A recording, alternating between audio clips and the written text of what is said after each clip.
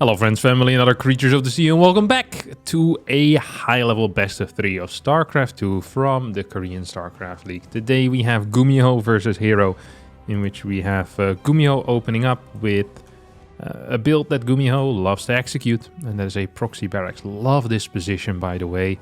It is a phenomenal one. Why is this a phenomenal one? The gas geysers are blocking a little bit of the probe movement as well as the probe range. You have the left side, in case the probe shows up to try and deny this, where the SEV can safely work on this construction as well. So there's a lot of safe spaces. It's relatively close as well. I think this position is actually really, really good. It's close to the base. It's safe. It's solid. It looks good. I give it, honestly, 5 stars. It's the best position there is, probably. I think on this map, maybe this is better, but then it's in range of this, so meh. Bish bosh. It is what it is. Let's see how Hero's going to respond to this, though. So he has a pylon on the way. 21 supply. We're going to see a zealot. No, we're not going to see a zealot.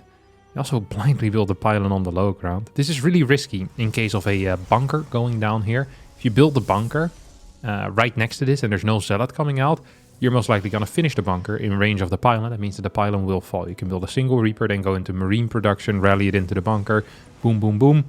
Pylon is gone. You're going to need a high ground pylon. You're going to need a battery over here. Life is not good. Let me tell you that much.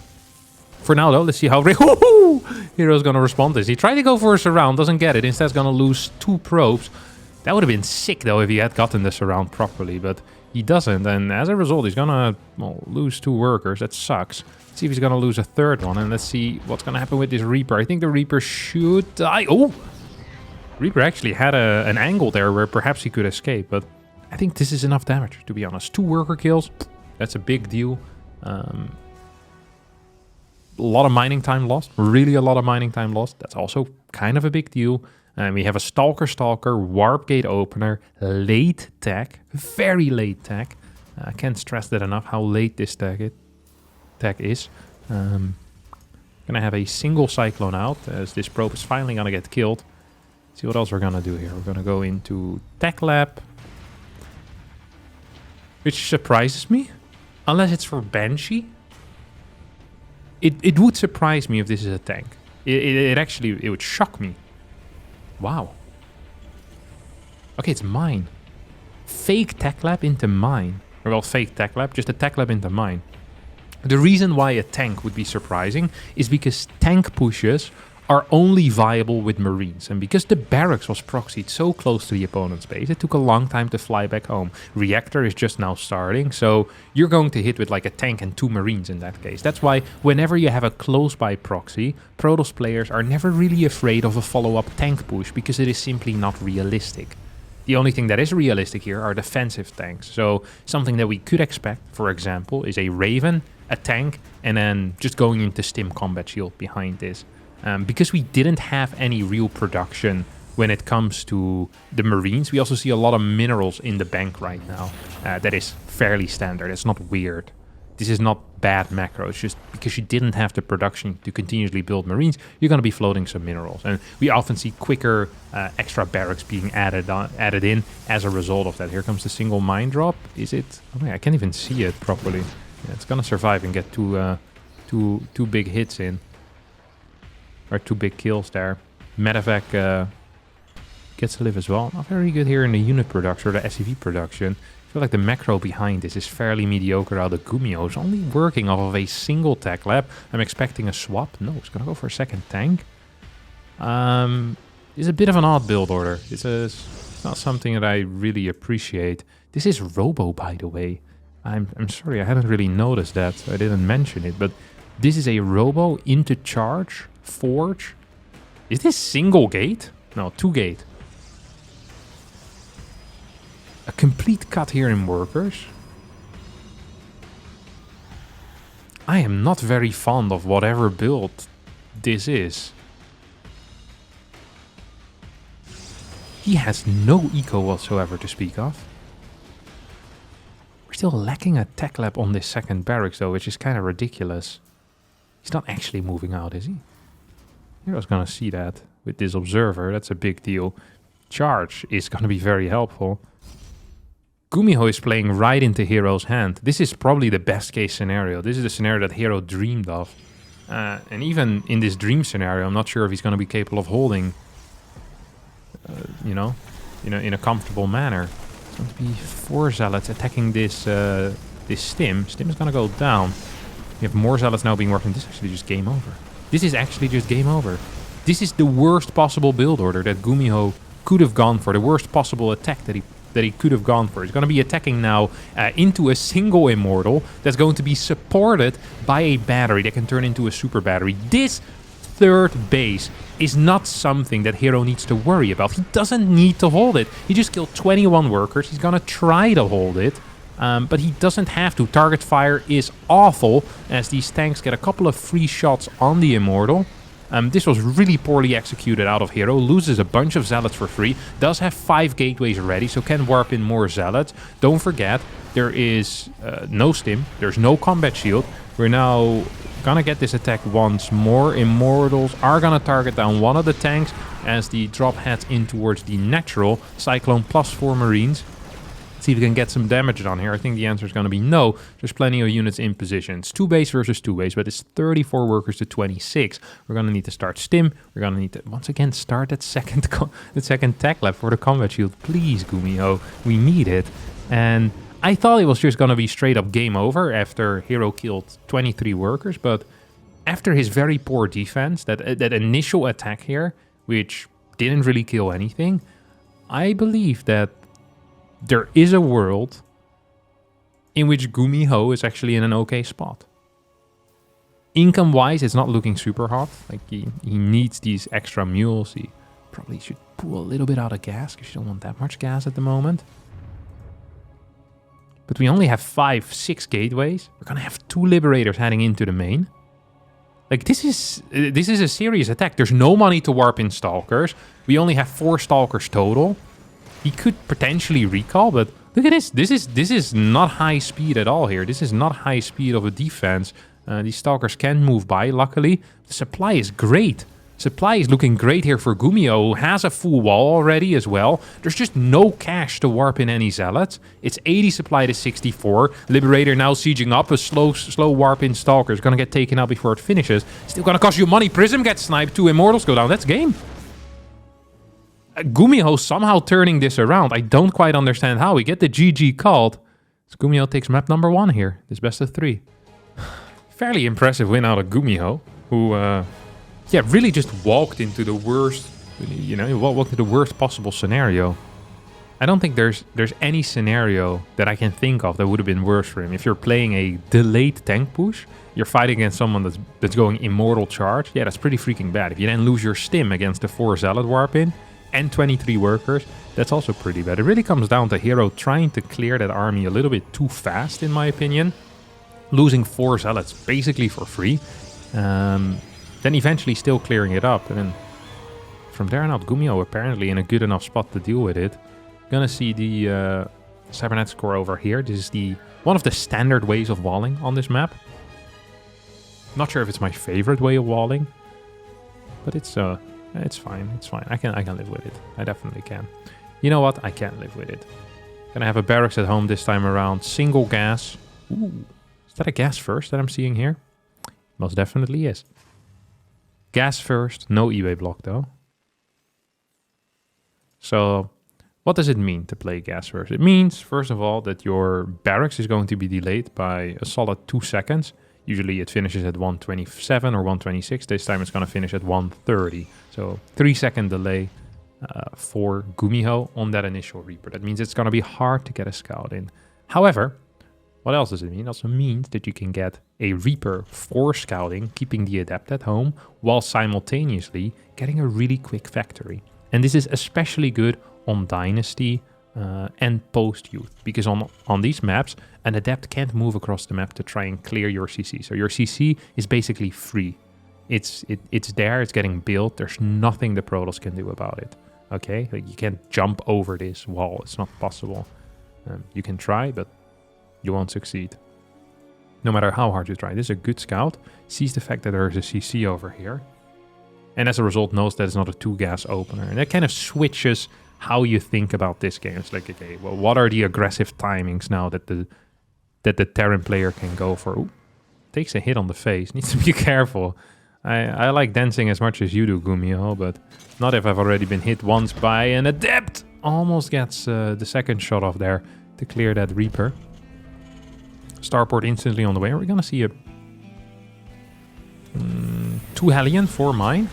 Pretty old school build if that's the case. Pretty old school build if that's the case. Usually when it's a Hellion drop, we see a proxy starport.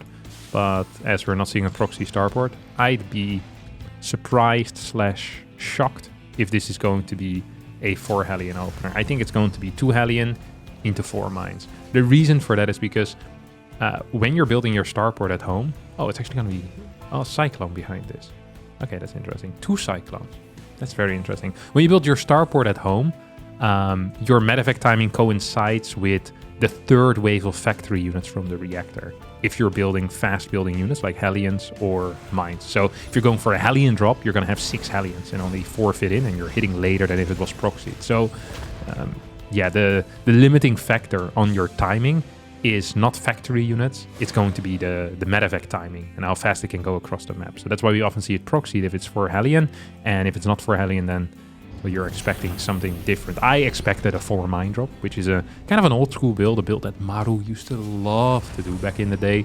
Like there was a period in time where, I don't want to say it was every single game, but it was a lot of the games where Maru would just be heading into those like 2 Hellions into 4 mine type of attacks, and everything at the front, and boom, boom, boom, just go for it. I haven't quite seen a Cyclone drop like this. I don't think Gumiho is going to be very happy with his choice here. He doesn't have a high marine count. He doesn't have a tank out. I don't think he has the units really to achieve anything here. The next warp in was on this side of the map. It does mean that the 2 Cyclones perhaps can do something. We have a recall of what? Of nothing. Oh, it was a fake recall. I sometimes do that where you recall like a worker to try and trick your opponent into moving away. It didn't quite work because Gumiho probably wasn't paying attention. Other than paying attention here at where the action is happening. This is a really bad situation for our Terran player. Terran is going to get a couple of kills here. Might even be capable of clearing these 2 Stalkers, which would be a fairly big deal. And then if you can clear all of these probes as well at the same time, that actually would be freaking massive. As there's another Prism being built rather than an Immortal. That shocks me. Gumiho here actually is clearing everything at home as well. I hadn't quite expected this. And at the same time is getting a lot of kills. The 2 Cyclones are still alive. Can we get a couple more worker kills? I think we can. Can we get all the Stalker kills? I think we also can. It's going to pick up this Cyclone. With good micro, shouldn't lose any units here. This might just be game. Gumiho is just going to win this series very rapidly. I had not expected this whatsoever. This is the last thing I'd expected, to be honest. 26 workers have been taken out. And that's going to be it. We have a tank. I'm just looking at this, trying to see a way for Hero. I mean, he has more army supply, I guess. Should be building any unit right now, like a Viking for all I care, or a medevac. Just legit anything you have should be getting built. A bunker should be in the mix. It's actually supply block, which is a huge blunder. This is the only way you can lose. Should be dropping a supply depot. Now he's starting a medevac. Cyclone coming in. We have 2 more Zealots being warped in as well. This is not that many units. SCVs need to be pulled instantly here. That is the first course of action. Here we go. SCVs coming out. Repair on the tank. Repair on the tank. Or repair on the Cyclone. These units need to be repaired. Oh, this is still a hold, right? It's gonna unsiege the tank. Understandable. Doesn't allow the Stalker to move in as well right now. Cyclone, the only units that really left alive. As Hero is going to take the... I don't want to say the win, but he's gonna break this. He is breaking this. We still have marine production. There's only a single range unit that the Cyclone is trying to latch onto the Prism. And GG gets called. Hero making magic happen here in game number 2. Ties up the series. And that, my dear friends, brings us to game number 3. I had not expected there to be a game number 3, to be quite honest. I thought this was just over. Because it looked over, and it felt over, and it smelled over, and it was over. This is really not okay. That's all I'm gonna say about it. Like Gumiho with the supply block of a lifetime, as in a terrible supply block, not building a bunker. I mean, just so many mistakes, I think, there in the last defense. And then once the Zealots get on top of the tank, I'm still surprised that despite those mistakes, it managed to work. If there's like 2 more Marines, and if there's a Viking, the game ends. I think a Viking would have been the call, because then the Prism isn't useful anymore, and so much relies on that Prism. Let's not forget that the ground damage of the Viking is also pretty insane. Like if you have a Viking just shooting at like Zealots or Stalkers, like that is a lot of damage output that you're getting there. It's much better than a Marine. And the cash was available, let's face it. Cash was available. Just a matter of being supply blocked. Can I have a... What are we gonna have here? 2 weird build orders. So we have a Zealot. It's gonna move across. We have a factory before CC of a gas first Marine. Actually, this is a gas first factory before Marine. It's a rare build order. Very rare. And now the Marine's gonna move across the map, or let's go scout for any potential proxies. Do we get a low ground CC with this? I think this is the worst case scenario. Well, I don't know what this scenario is. Is this worst case? If he builds a Cyclone right away, that'd be banging. Oh. Ooh. Whoa. Double Cyclone? Hellion. Hellion?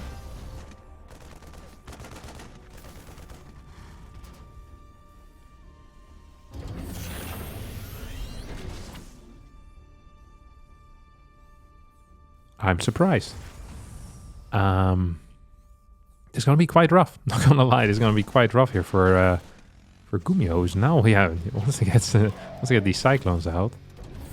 Oh, I kind of like this. Do I? He's hiding them. Does he get the run by him? I think he does. Oh, he sneaks by. Oh, you devil, you. We have more Stalkers going across the map. This one also will miss it. No way. Oh! Oh! That's -5 probes here instantly. And these 2 Cyclones will pop out. That is a defense. That is a defense. That is a defense. Hellions, meanwhile, getting a lot of kills. This is such a crazy game. Needs to micro the Cyclone, though. Needs to micro the Cyclone. Cannot afford to lose it. Needs to repair it right now. Has killed 1 Stalker and 1 Zealot. 4 workers going down pretty much instantly. Let's see how good the target fire here is going to be. It's not very good, to be honest.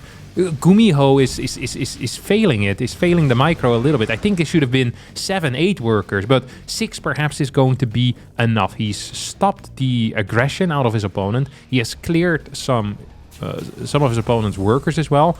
Gumiho, however, didn't macro great behind this. Was floating a lot of cash before he started his starport. Is just now getting a tech lab on this thing. How many Cyclones do we have? We have 2. We have 2 more cars out, though. That is a wild move. That is a wild move, if I've ever seen one. Do you know this is the type of stuff that Protoss players complain about? It's like, oh, Terran can legit do anything. Like, how are you supposed to know there's going to be 2 Hellions on the map? So if Hero decides to move out, and I think Gumiho is going to wait with these Hellions, that would be the correct call. Of course, it's hard for Gumiho sometimes to figure out the correct call. But it would be the correct call. Imagine you wait, then the moment you see Stalkers arrive, boom, you go in with these Hellions. You can get another 3-4 kills. You get a free secondary scout. This is so sick. I love this type of play. Such a chaotic game, a typical Gumiho game. He's going to get... Ooh. Interference Matrix. Raven is what we're seeing here. How do I feel about all of this? I don't actually have any real feelings about this. No strong feelings about this. No strong feelings at all. We have a second barracks. I guess we're going to get 2 Raven in this case, right? That would make some sense. And this Marine is going to...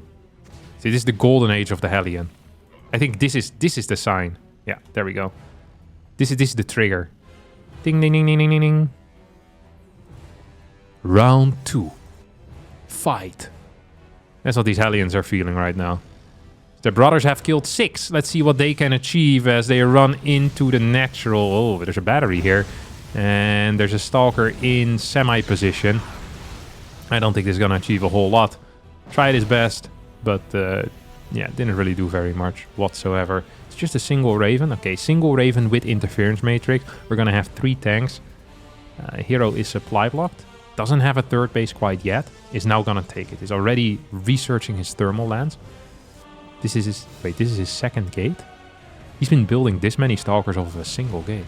Holy crap. He also lost one already, so he built 9 Stalkers off of 1 gate. That is constant warping in. That is a constant cycle of Stalkers there. This Colossus is gonna be moving down.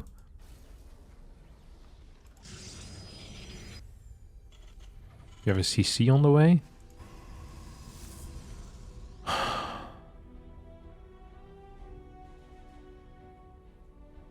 Battery at the third base. Ooh, Stalker's actually gonna find this Raven. Raven, I wish it stayed at home, to be honest, because Interference Matrix would have been huge in the future. Now you lose some energy, and also... I think Gumiho didn't believe it was going to be Robo Bay. He probably thinks it's gonna be like Templar Archives. And against Templar Archives, yeah, moving across with the Raven. That's a pretty sweet deal, if you ask me. Triple CC, here we go.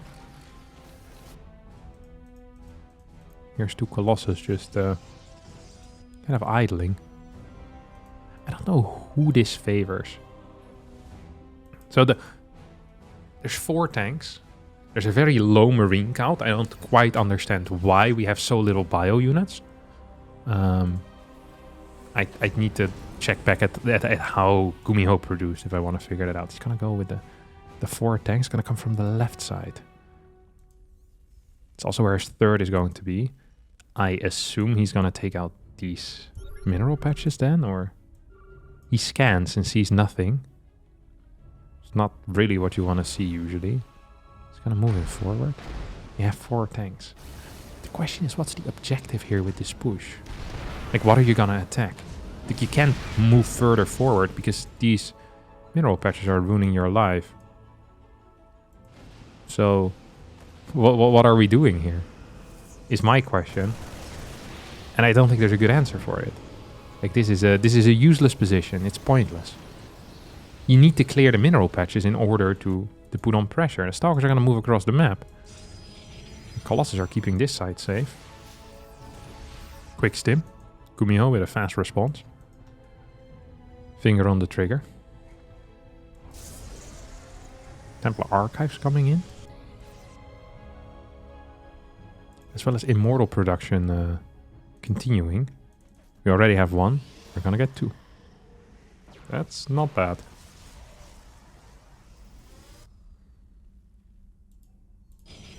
Fourth base on the right side? I hadn't quite expected that either. This is just a weird game. What was Gumiho's game plan here? Is attack the mineral patch? Like, if he had been capable of kind of breaking through here, and you have then the 4 tanks somewhat protected from flanks, that's a big deal. But now, you build 4 tanks and achieve nothing with them. Gonna get an armory, second eBay. We have Storm on the way for Hero, which once again is not super common in my mind. It really isn't super common at all. Continued Immortal production. It's gonna go up to 3. Gonna give him a neat little army here as this Cyclone's gonna get taken out. I wonder if it gets to see this fort. No, it won't. Gumiho not quite controlling it. Gumiho's gonna go for a pretty similar push out as earlier. Similar. Very similar. And thus, in my mind, easily counterable. Like, we just got more of the same stuff. You have the same tank count. We just have more Marauders. There are no Ghosts. There are no Vikings. If I'm Hero in this situation, I'm looking at it and thinking to myself, well, that's pretty freaking great. Like, that is a weak-looking army. That's a weak-looking army. Here comes 2 Interference Matrices. Okay, that's the Raven for you. We have Storm complete. We have, currently, if you're Hero, you have 2 forms of AoE, and you have 3 Immortals as a backup as well. Like, this is a winning fight. This is an absolutely winning fight. This is probably not the angle you want to take, but he's going to go for it. He's going to be moving in right now. Can we get some storms? That's one good storm. That's a storm on the tanks. Not the end of the world, as these 2 storms are pretty freaking big. Guardian Shield should be activated here. There we go. As Archons can start morphing. We have 7 gateways behind this. I mean, the Immortal Backbone is so strong against these high Marauder counts. I don't really understand what Gumiho was expecting here with no Ghosts, no Vikings. He was getting his army countered in 3 different ways, and he had no answer to any of the tech of Hero 11 minutes into the game. I mean, like, no EMPs at this point that's just a mistake. I mean, I understand it's a decision and he probably prioritized something else, but he prioritized the wrong thing. Like, this push was just a weak push, and Hero realized it. He saw it. He's like, oh, I think I can just clear that. He's not even fighting with 2 of his Archons. Like, oh, wait, I still have these guys as well? Cool. Let's go. +2 versus 1-1. Big freaking army. We're gonna need to hit EMPs, but there are no EMPs anymore except for just I think it's a single one still remaining right now. But yeah, the Immortal Colossus Archon, if you have half an EMP, that just simply shouldn't be enough. The control is decent here out of Hero. It's not good, it's decent, but decent will be good enough. As Gumiho taps out, Hero's going to win the game, and this best of 3 will end in favor of our Protoss player. That's going to be it for me today, my dear friends. I hope you all enjoyed this. If you did, don't forget to hit the like button, subscribe to the channel. I'll see all of you next time for a new video. Adios.